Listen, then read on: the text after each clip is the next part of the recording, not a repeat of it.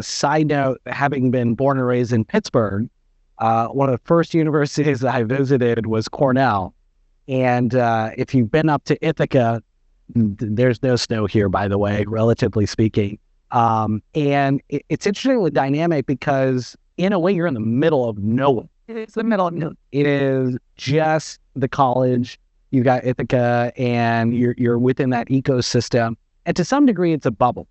And I looked at it and I said, well, I want to be an entrepreneur. I knew that before I even go to school. And I was like, there's not that many business entrepreneurial opportunities because the town is really tiny. Ended up obviously picking Atlanta and Georgia Tech. But it is interesting that ecosystem, it's one of the Ivies. It's one of the best engineering schools in the entire world. Did you feel, from that college experience, because a lot of our team members also have kids that are going into college or in college from that standpoint. What was the experience like? Because we see all these different types of universities and stuff, whether it's Georgia State or Georgia Tech, very different ecosystem in Atlanta.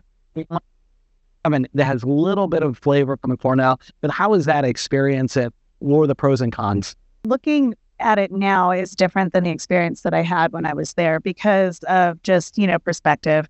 When I was there, I really enjoyed it thoroughly. I had great friends, and it was a very international school even back then. So I went to school in the, early 90s, late 80s, early 90s there. And it was already tons of people from all around the world, from Asia, from Africa, from South America. So I had friends from everywhere, learned a lot about different cultures, which I really appreciated. And, the academic standards were very, very high. The culture at Cornell, especially at that time, is notorious, right? You can read all about it, is a bit of a pressure cooker, or was a bit of a pressure cooker. And I think, I learned how to thrive in that culture just because I had to. But I think if I had realized how important culture was and that there are other options out there and not every university is like that, I probably maybe would have made a different choice simply because, who wants to live in a pressure cooker? But at the end of the day, it worked out well for me. I think there are a lot of other people who maybe would have opted out of that experience. Also, I think I was used to that, the geography and the physical environment there because I grew up 45 minutes from there. And it was like, I knew how to deal with the snow, what it meant to have to trudge through the cold when it was minus 20 degrees outside. All of that was fine. I didn't know any better. So there was no other real option for me to think about. And actually even Endicott was very much a company town, even before IBM. So I saw kind of generations of that. It works really well when the economy is thriving and that company is thriving.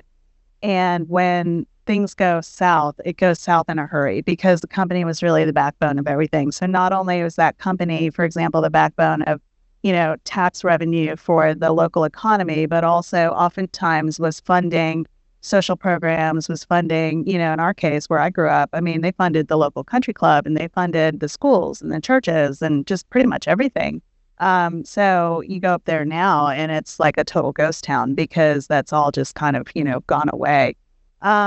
So I think now, and again, social structure and even what governments provide has really evolved quite a bit over the last several decades. So I think there's more of an onus on government, especially city governments and local communities to provide a little bit more of that infrastructure.